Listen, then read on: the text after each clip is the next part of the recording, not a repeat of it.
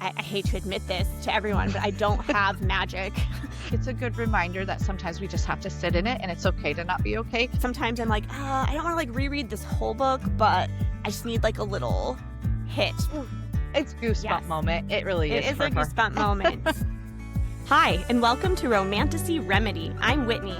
And I'm Kenzie. We're sisters-in-law and book besties who thrive on daily doses of magic and romance from our favorite fantasy stories. So, if your emotional support animal is a dragon and your therapist has shadow powers, you're in the right place. Thanks for being here and for liking, rating, and following our show. Before we get started, this is our official content warning. Simply put, Romantasy Remedy is a podcast for grown-ups. The topics and language will reflect that. Please listen at your comfort level. And one more thing before we dive into The Ashes and the Star-Cursed King by Carissa Broadbent. Our spoiler warning. For most of the episode, there will only be spoilers for chapters 29 through 42. But at the end of today's episode, we will have our spoiler central segment where we make connections to events later in the book and the entire Crowns of Nyaxia series. Don't worry, we'll give another big warning before Spoiler Central begins. Thanks, Whit. One of our goals at Romantasy Remedy is to highlight how books in this genre inspire readers. When we see characters facing fears, overcoming challenges, and growing into their potential, it helps us do the same. So each week, we'll choose a quote from the chapters we read it to be an affirmation, a phrase to empower and motivate us. So this week's affirmation says, "You don't have to be fine." We love this because we all have times when we need the reminder that it's okay to not be okay. This affirmation is based on words spoken by Mische to Oraya when Oraya is struggling with grief over a devastating personal loss, a situation we can all relate to, and whether we've lost a loved one, a relationship, an opportunity, an expectation, we're better served by making space for our emotions. Whether that's grief, sadness, frustration, anger, pretending to be fine is just that, pretending. Be real, be not fine when you need to. Anything you want to add? I love that affirmation. Thank you for sharing it and explaining it. Such a good one. I don't know if I have anything to add other than I need to work on this all the time. It's a good reminder. Yeah. Well, and, I know I've talked with you before about how we live in this Instagram, Pinterest world where everybody's trying to look like everything's great or perfect and clean and tidy and sometimes you just got to be real and be fine. It's okay to not be okay. It's fine if you're not fine, right? So, and it's okay to say you're not fine. Yes. Right. Oh, right. Always Mische, the best girlfriend ever. I agree. Yeah. Well, don't forget you can find a printable version of the affirmation in the show notes in case you want to stick it in your mirror or fridge or wherever. Keep listening to hear more moments like this from these chapters that either inspired, healed, humored, or wooed us. But before we get into that, Whitney is going to recap what happened in this week's section of chapters. All right, here we go. This is our recap for part 4 of the book, which is the half moon section. So here it is. While Rain deals with Nightborn King business, Mische is still at the safe house with Oraya, coaching her in both magic and emotional regulation. As much as Oraya would love to stay and continue talking about her feelings, she instead suggests they ignore Rain's instructions and go back to Silvernage because, quote, Rain's not the boss of us. Once the gang is back together, Carissa announces Rain's need for a political PR moment. Naturally, the solution is a massive vampire ball celebrating Vale's marriage to Lilith. Vale is not on board. Cue the Rain versus Vale showdown. Luckily, the newest vampire in the room, Lilith, puts the man-children in their place by calling out their petty nonsense and confirming there will indeed be a ball.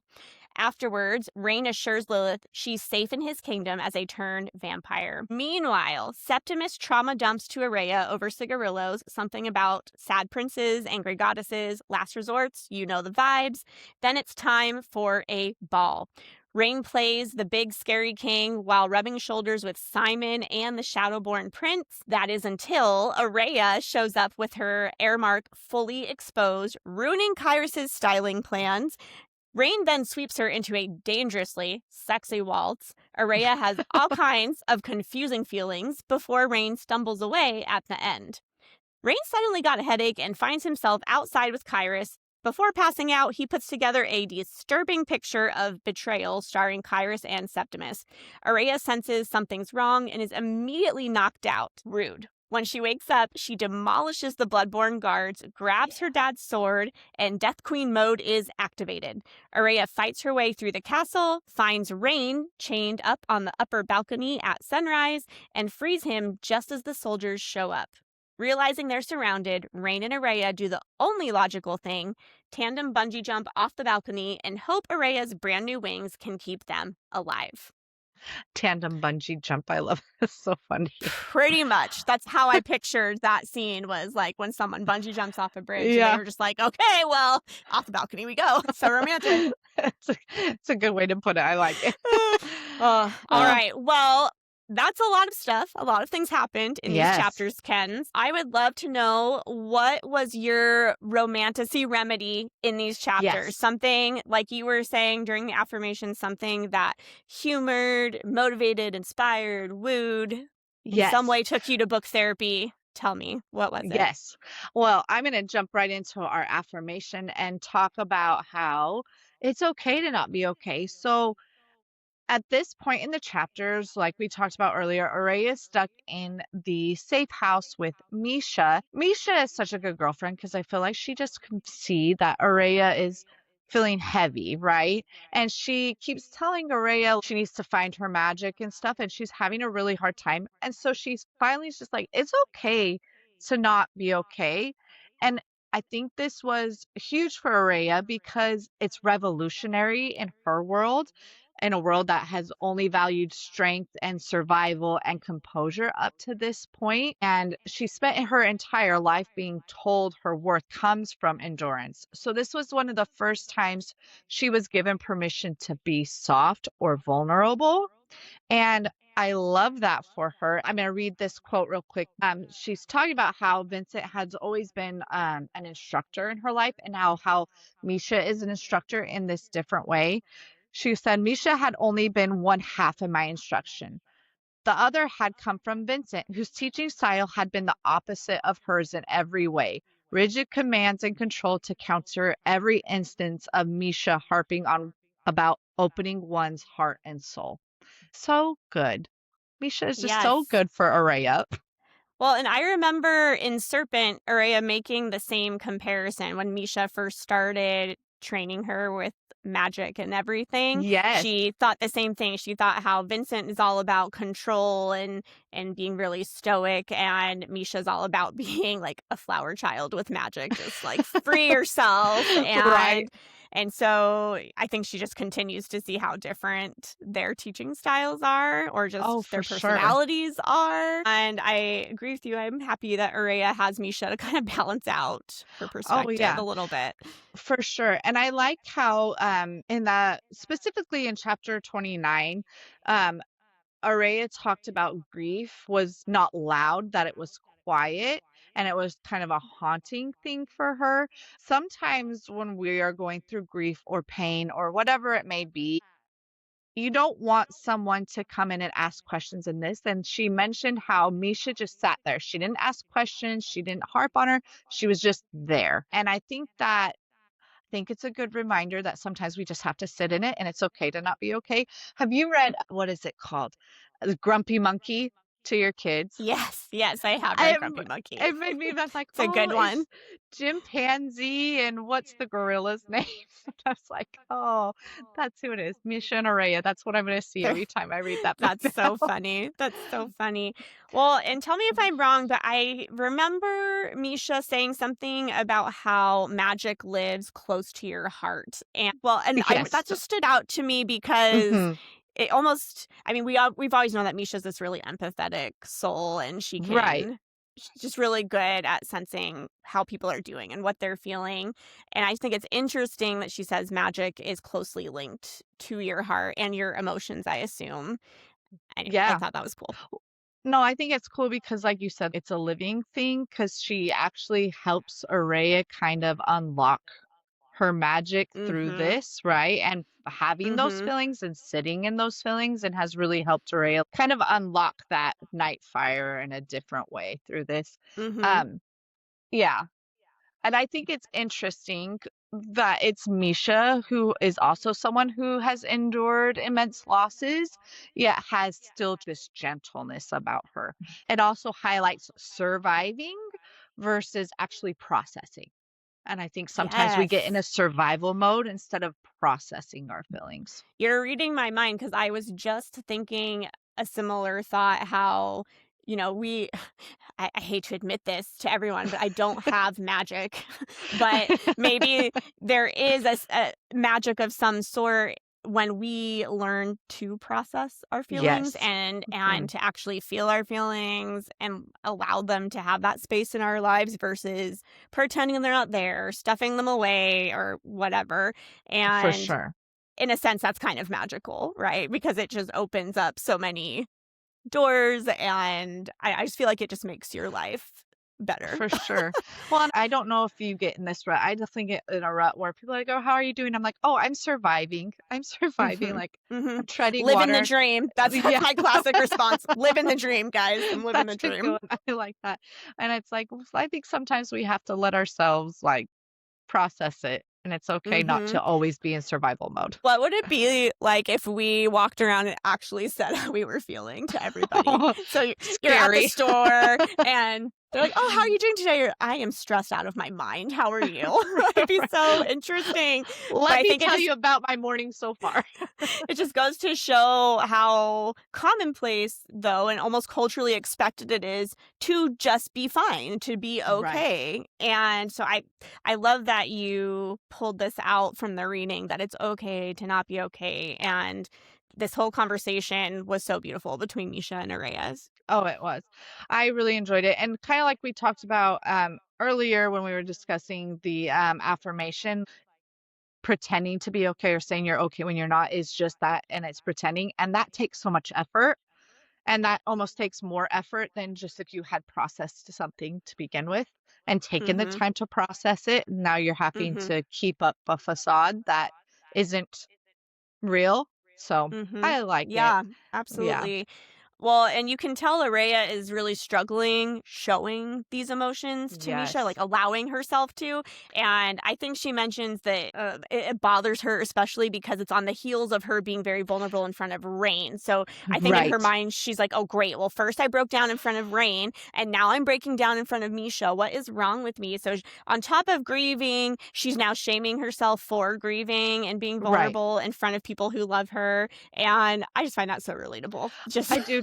I agreed. And I think this is actually kind of a pivotal moment for Araya too, because I think strength has always been shown one way to her, and Misha has yes. represented a different kind of strength in this moment that Araya Mhm. has never really known. It's not like posturing or dominant, it's just a presence. She never asked for explanations or anything. She was just a witness for Araya. And I Yes. think that Yes. whether Araya admits it or not right now, I think that just that show spoke volumes to her and how her character develops. Absolutely. A new kind of strength. I like how you put Yeah. that. And I did write down one quote from this section that I really liked. And Misha at one point tells Araya, one day the things that are the most painful are going to be sources of Yes. strength. And Yes. I love that because I think it's true. I totally believe that some of your most painful and challenging experiences make you the strongest. So Absolutely. beautifully It written. sucks to go through them, but one Mhm. day you'll see the benefit. Hopefully. Sometimes it takes Mhm. more time than others, but it's It makes you just stronger yes. in ways that you couldn't be otherwise. I Right. also appreciated how Misha tried to give Araya perspective on Vincent in this moment. Yes. She basically told her, like, listen, you think you're so Yes. broken and there's something wrong with you, but Vincent's was just as broken as you are. Something to that effect. I know that's Yes. not the direct quote, Yes. but I remember her telling Oraya, Vincent was not as perfect. Yes. I mean, and Araya knows he's not perfect. Perfect's the wrong word. I guess the way when she says broken, Araya saw him as Mhm. this like strong, Right. unbroken person, and Misha's like, no, dude, he also was very broken. Right. I think that Misha she's just so well-rounded in her thought process that she's able to look at things from different angles, and I'm glad that she was there for Ray in that moment and could see that because she's also just lost Vincent, and I think anytime you lose someone, they good, bad, indifferent, it always puts them on a pedestal even more so Mm. than they were, so I'm sure that kinda helped reel her in a little bit on that as well, Yeah. for Yeah, sure. for sure. And I think, well, we know that Araya's conflicting feelings about Vincent are just a ongoing theme in the Nightborn duology. But as you said, especially now that he's died, it's like Mhm. even worse. And she keeps learning detail after detail of things he didn't tell her. Right. And so just so many complicated feelings around Vincent for poor Araya. Oh, man. It's always been complicated, but man, it It just is. gets more and more every time. It Yeah, does. I'm glad that you pointed that out and about Vincent. Oh, Vincent. He might come up in Spoiler Central today, Yeah. just saying. So, putting a plug Yes. in there for you guys that have read the whole series. We're going to talk Right. about Vincent later. Yes. Yes. Lots to talk about there. Well, yeah, I love that. That was one of my favorite parts of this stretch of chapters in particular. Did you have a part that you really dug into? I think for me, the section that was my book therapy, my biggest romantasy remedy was it's funny because you shared the one at the very beginning of the stretch, and I'm going to focus on the one at the very end of this stretch. We're It's bookending it when so well. Yes, we really are, pun intended. It was when Araya, she wakes up from being knocked out at the ball and, Yes. puts two and two together and annihilates the bloodborne guards that were supposed to be taking care of her. And she finds Vincent's sword there on the table and picks it up Yeah. and starts looking for Rain. And there's a lot going on in her mind when that happens, but basically she claims the sword and along with it finally claims that power for herself. And instead of seeing it as, oh, I'm using Vincent's sword and Vincent's Right. power, she finally claims it for herself and steps into it for herself. And there were so many beautifully written quotes from this part that really resonated with me. So I'm going to try not to just turn into an audiobook and read all of them to you, but there are But definitely a please few I do. wanted to highlight because they are so good. When she first grabs the sword, she of course hears Vincent's voice and he says, "This is what you were always meant to be, my little serpent," which is so interesting because he didn't tell her that she was half vampire, that she had any of this power. I don't Right. think it was ever the plan for her to have the Taker of Hearts. So the Right. fact that she hears that coming from him is interesting, but also I love it. And after she hears Vincent say that in her mind, this is what she says: "I was everything I was meant to be, my father's daughter, victim and protege, greatest love and ruination. I did not know how to reconcile all those things. Suddenly, I no longer cared to. It didn't matter what he had wanted of me. I had his power. Nightfire rolled up the delicate blade like the sun setting blaze to the horizon. I didn't even have to consciously call to my wings. Suddenly they were out and spread, and the air was rushing around me as I roared out the door and into the hall, the wind burning away the tears in my eyes." And so I just Goosebumps. love that part. Yes, it does give me It really goosebumps. does. And I love when she states, "I no longer cared. I'm Yep. done caring, trying to figure out what Vincent wanted with me or felt for me. I don't For care sure. anymore." And I that's a big want to deal. get to that place in my life where it's like, Yes. I just don't care. I feel like I say that, but, like, do I ever really feel that way? I don't know. Good for her. Mhm. She finally, lets go of that need for Vincent's approval, and that is really hard to do, Oh, to yeah. not be a people pleaser and not need people's validation or approval, especially in this situation with her father. But I'm happy for her. It's amazing. Oh, yeah. So she claims that power, and it's cool that her wings are just like there because she's been learning all about her wings and how they work. And it's cool that they, in this moment of claiming her power, they just are there. She doesn't have to work hard to summon them. Right. It's just that whole image is. It's like she just girl power, man. Yeah, no, it really is. It's just like everything just kind of, it's goosebump moment. It really is. It is for a goosebump moment. So good. And so, she goes on and she's looking for Rain. I think it describes it as just one question in her mind. Where are you? Where are you? And so she figures out that he's up on the tallest balcony, because that's apparently what the kings do with people they want to completely humiliate. Right. They string them up to let the sun kill them. And so she realizes that's where he is. And as she goes into this ballroom on the upper floor, there's all these Rishon soldiers there. And she gets the sword ready, and she hears Vincent again. And this time he says, "Power hurts. It requires sacrifice. Do you want to change this world, little serpent? Climb the bars until you're so high no one can catch you. I told you that once. I know because I did it. My daughter, I know." So many things about that. First, it's like that full circle moment back to Serpent, because he did say that when he was giving her that awesome pep talk about the Kajari. And then when he calls her my daughter, because I don't know that he ever really called her that. And now that we know she legit is his daughter, I feel like it's really meaningful. And again, it's a little unclear whether Vincent is directly saying this to her, from the, I don't know, from the dead, or if she is just thinking this. But either way, still really beautiful.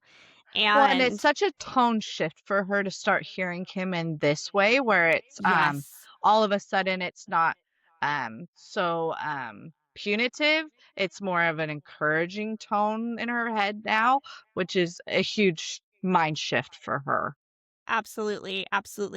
Which makes me feel like maybe he isn't literally saying it, but it is just her perception of herself and who she is that is shifting finally. And she clearly is not afraid of the power in the sword. If you think back to Lahore, when she was using Vincent's sword, she almost was scared of it, scared of all the power that was in it. And in this moment, she isn't scared of it at all. She's totally claiming it. She's been very standoffish with it up to this point because it wasn't hers. So, Right. But it's hers. Right. But now it's hers, and she almost just reframes the way she views herself, the way she views being the heir of the Hiyaj vampires. She just reframes everything. And she actually says, "I was the heir of the House of Night, and I was the daughter of Vincent, the Nightborn King, and I was every bit as powerful as both those things suggested." And so I feel like for the first time since we have met Oraya, way back in Serpent, she is confident in her identity, in who she is. And that is not a small thing. So No, definitely not with how her character has been up to this point. This was a huge aha turning moment. I think this is the first time she's like, no, this is who I am. And that's what I am. And isn't it in these same chapters that she's like, they look scared of me and I was glad? I can't remember, but probably. Sounds like it could be from these. Yeah. No, absolutely.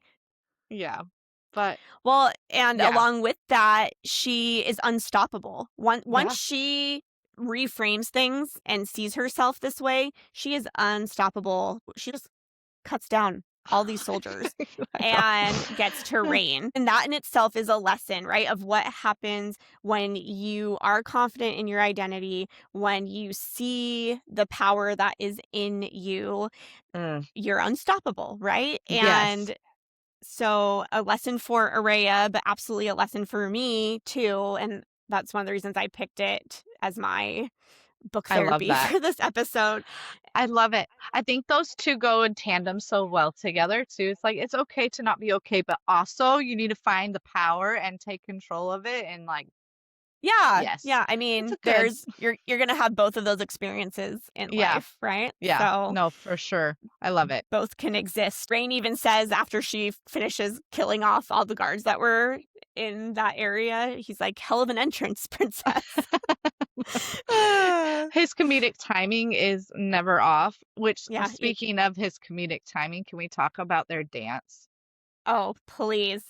Definitely a swoon-worthy moment from these Yes. chapters. I know I've told you before that I have certain sections of books that sometimes I'm like, I don't want to like reread this whole book, but I just need like a little hit. Like, so for example, chapters 54 and 55 from A Right. Court of Mist and Fury, or like in Fourth Wing, I really love the chapters where Violet goes out onto the parapet and finds Xaden. I don't know, there's just some sections that I just will go back and revisit. And this is the beginning of one of those sections for me in this book, starting Oh. where they start their dance, going through when Oraya saves Rain, and all the things that come after that.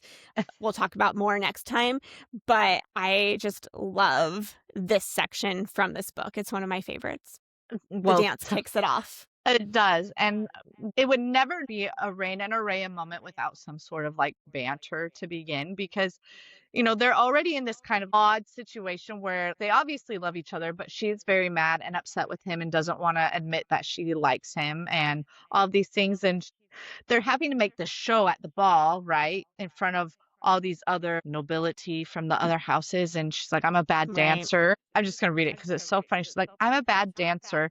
I grumbled again. He stepped closer, his voice lowering. Maybe, but you move beautifully and you move even better with me. Oh, So Rain. funny. Oh, Rain. Well, and their He's banter gonna. kind of continues on as they're Uh-huh. dancing. She doesn't wear the thing to cover her air Oh, mark. that's right. Oh, So you're Kyrus, right. picked out her outfit, and it was this like scandalous dress, but she was supposed to wear this.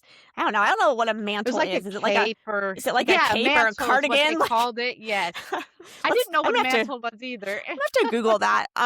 But yeah, she was supposed to wear something that covered up her air mark, and she Yes. doesn't. And so Rain says, "Oh, well, some people would see that as a threat." And she's all, "Well, I could have sworn you liked my dress."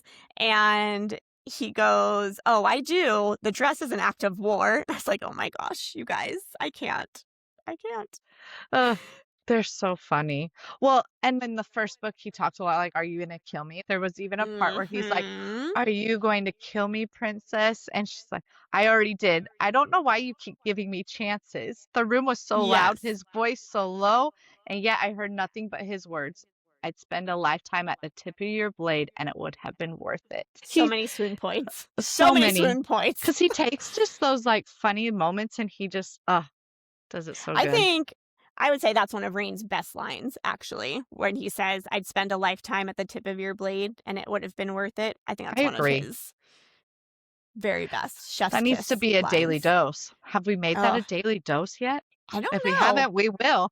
Yes, definitely. Speaking of other swoon-worthy moments in this Yeah. section, I kind of mentioned this with the tandem bungee jumping moment where they Yeah. realize that like they're surrounded and their only option to get out is to jump off the balcony. Right. Before they jump, Rain looks at Araya and just says, "You are so impossibly beautiful."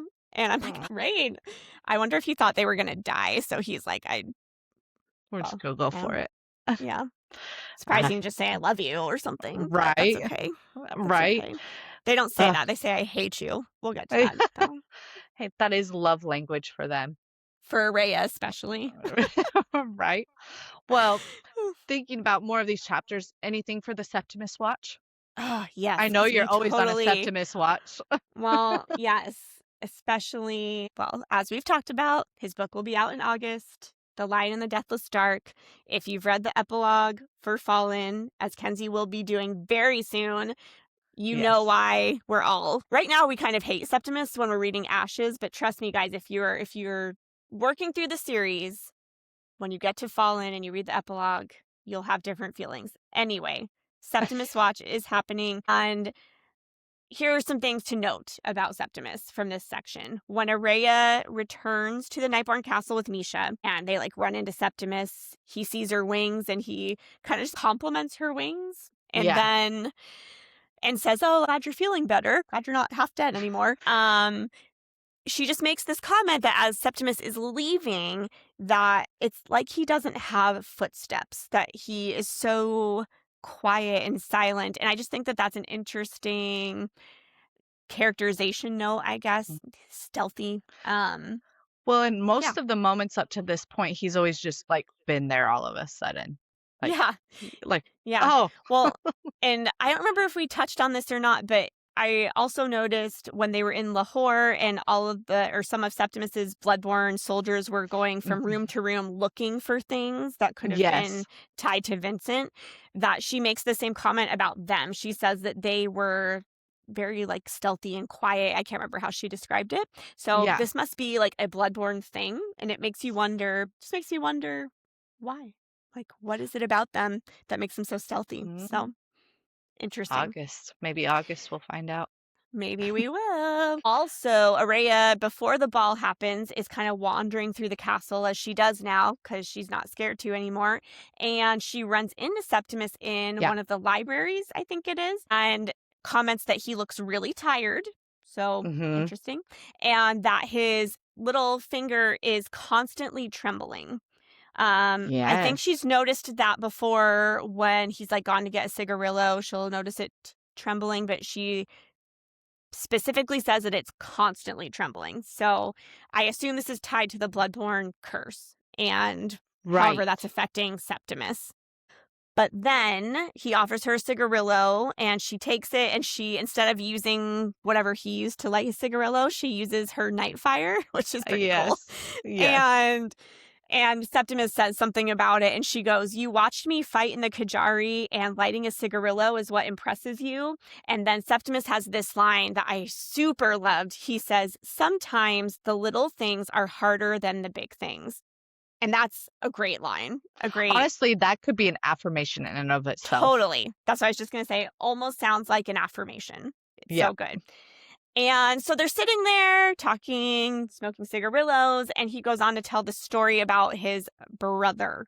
And we find out Yes. that Septimus had 7 siblings, Which is 6 super brothers. rare, right? In the vampire Yes. world. Yeah. Yes. 6 brothers and 1 sister.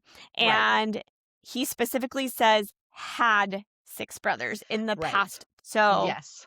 no longer has those brothers. They're all dead. And he tells the story about, I assume, his oldest brother specifically. And one thing is that he mentions how his parents loved and doted on this child, which is unusual because vampire parents, I mean, wasn't it Vincent's dad who like Yeah, I was dropped like, his baby brother off the balcony or something? Like, do we remember what Vincent did in that city yeah. with yeah.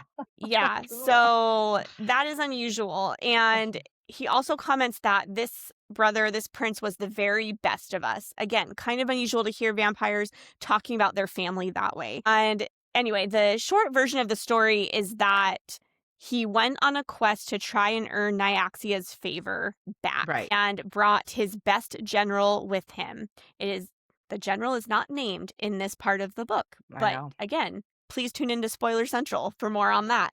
And they go on this quest, do all these trials to earn Nyaxia's favor. And in the end, after they do everything she says, she kills him and sends his head back to the House of Blood with the general. And I assume that the other brothers also tried to earn her favor, Right. also were killed. And then we get to this quote from Septimus. Mhm. "Do you know what that makes me, Dove? Dove. That makes me the last resort." So you see, a wry smirk, and he let out a long, slow stream of smoke. "I understand what it feels like to not have time. You and I, we don't get centuries to play our games like they do, and I think it makes us better, more ruthless, more willing to do what needs to be done." He moved closer still, so close that I felt the urge to lean back in my chair, put some more distance between me and the hungry look in his eye, and I am willing to do whatever needs to be done. Oh, it's correct me if I'm wrong. the reason he says last resort is because like, his parents were promised that, like, one of their sons were gonna, like, save the Bloodborns, right? And I wonder, like, it's interesting that he brought up that what he says, "I understand what it feels like to not have time," and, it makes me wonder how they view themselves because they're vampires, right? So humans aren't gonna view them, but obviously they view themselves more like humans than vampires because they don't have the same time that the other vampires have. It's just interesting, and it makes you Yes, look at Septimus in a different way because I feel like he is carrying so much weight that none of us actually knew, and it explains a little more of his deviousness. for That's good, sure, for sure. right? And I'll admit that the first time I read this book, Uh-huh. I didn't think much of this conversation other Yeah. than he's just like scheming to get what he wants. And then, things happen Mhm. with at the ball and everything, and we realize he's connected to the coup, and we all Oh, kind of yeah. hate him. Yes. But again, more of this in Spoiler Central. As you read through the series, you do start asking some questions and wondering more about Septimus and where he's coming from. This is why I'm so eager for his book, because I just can't wait to know more things. But Right. he does sound very desperate here. Like, Mhm. not desperate in like a weak way, but just desperate to achieve whatever his goal is.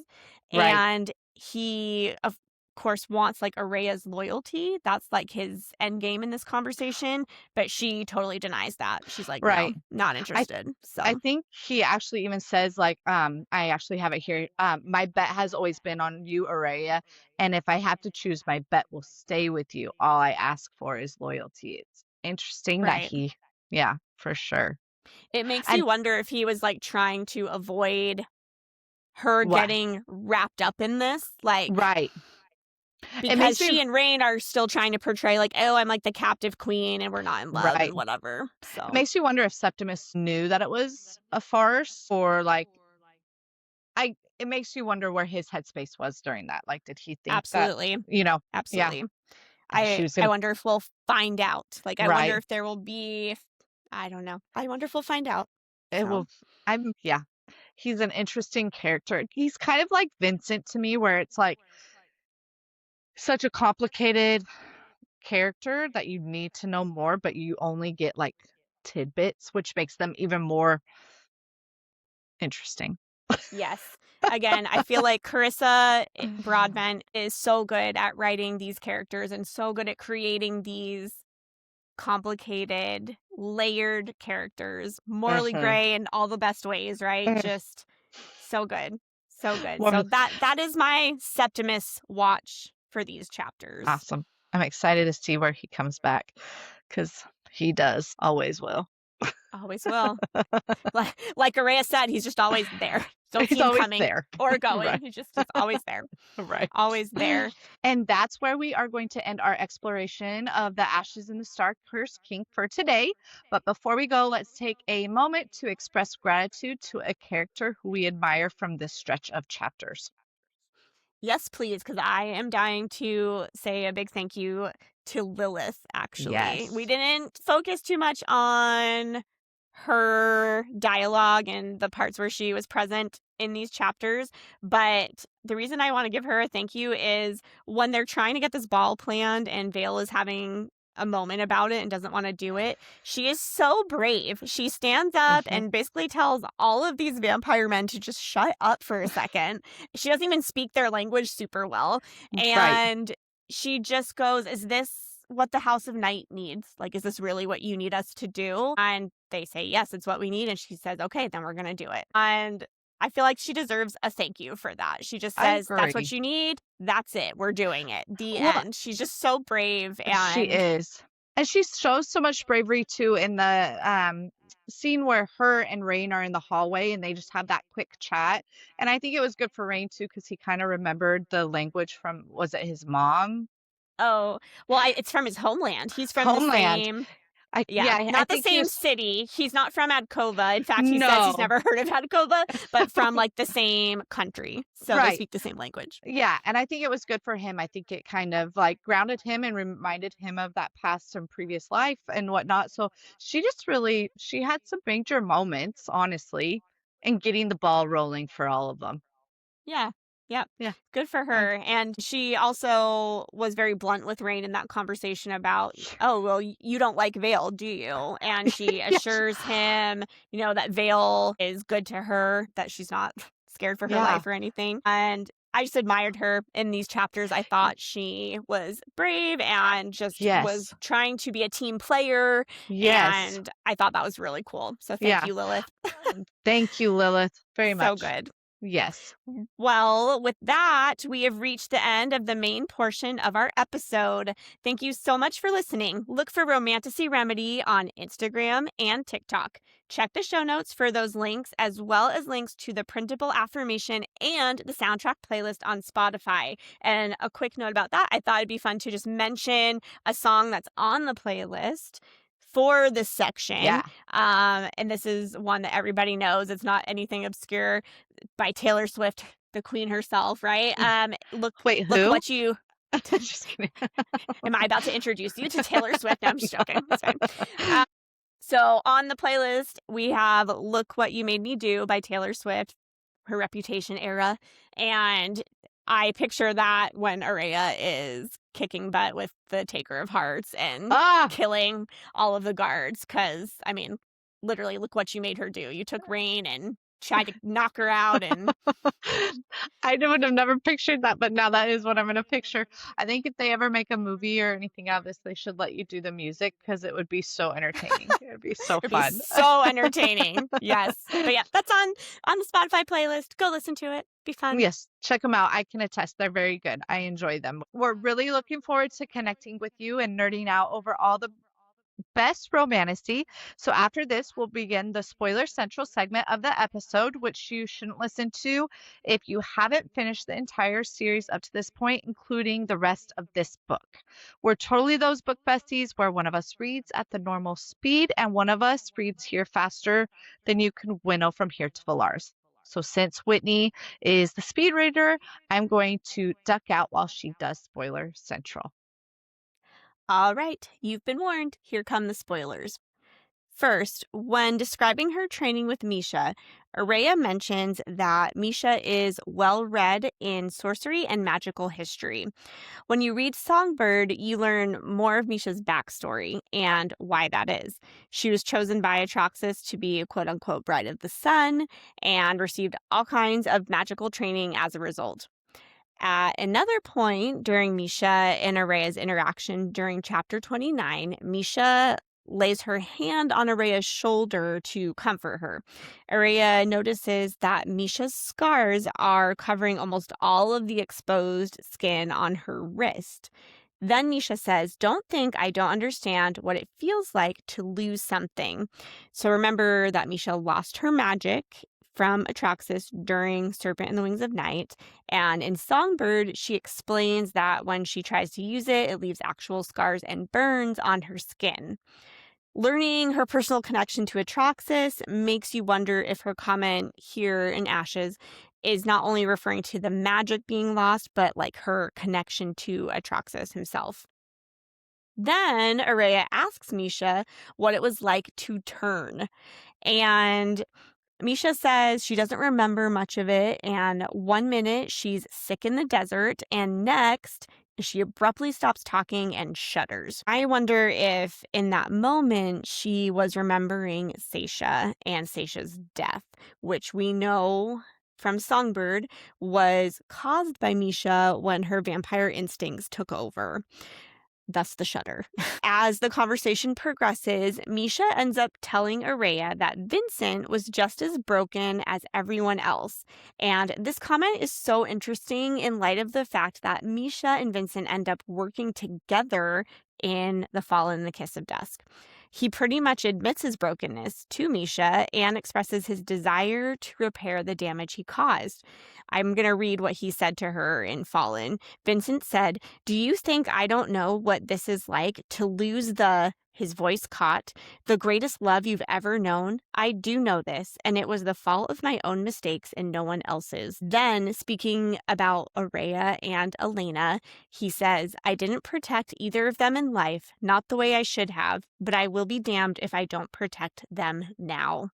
So pretty cool to think about Mische and Vincent's connection as you're reading her comments about Vincent back here in Ashes. Now we're going to fast forward. When Rain walks Lilith to her room, he comments on how she is just staring at him and how she also speaks very bluntly to him. And if you've read Six Scorched Roses, you know that this is classic Lilith. This is exactly how her character behaves, and it's just so true to her character. Just something worth circling back to and mentioning as we read it here in Ashes. Also, let's keep going with some of his comments here. When they're discussing the attendance of the Shadowborn to the ball, Rain comments that they are formidable warriors. And once you meet Asar and see him in action in both Songbird and Fallen, that comment proves to be absolutely true because he is quite the warrior and quite formidable. Then we cannot leave Spoiler Central today without talking about Septimus and the story he tells Oraya. He talks about his brother and how his brother went on this quest to earn Nyaxia's favor and how he brought a general with him. When you read Slaying the Vampire Conqueror, you learn that this general is Atreus. And Atreus, like I said, accompanied Septimus's brother, the prince, to try and earn Nyaxia's favor. She kills the prince, and she also curses Atreus, which is why he has those horns. So that's a big connection here between Ashes and Slaying the Vampire Conqueror. Also, during that conversation, he mentions how the Bloodborne like to use seers, and we, of course, can't read that without thinking of Selena, who is also from Slaying the Vampire Conqueror and a seer. Then, same conversation, Septimus, when he's talking about the prince, his older brother, he mentions how his parents loved this child and doted on him. And that's unusual in this vampire society. Remember, Vincent shared that his father threw his baby brother off a balcony. Many times the vampires cripple or kill their children so that they don't steal their power. But the Bloodborne, king and queen, I guess, were not that way with Septimus's older brother, or it seems any of their children. Well, when you read Slaying the Vampire Conqueror and you witness Ericus's grief over losing his child and his wife, you start to get a sense that maybe the Bloodborne are different in how they approach their family relationships because they really seem to honor them and cherish them, whereas the other vampires don't see it that way. So something worth noting and connecting between Ashes and Slaying the Vampire Conqueror. And hopefully in August, Lion The Deathless Dark, because I want to keep learning more about the Bloodborne and Septimus. Well, that's all I have for Spoiler Central today. I hope that you enjoyed making these connections between all the books in the Nyaxia series. Thank you for listening to Romantasy Remedy.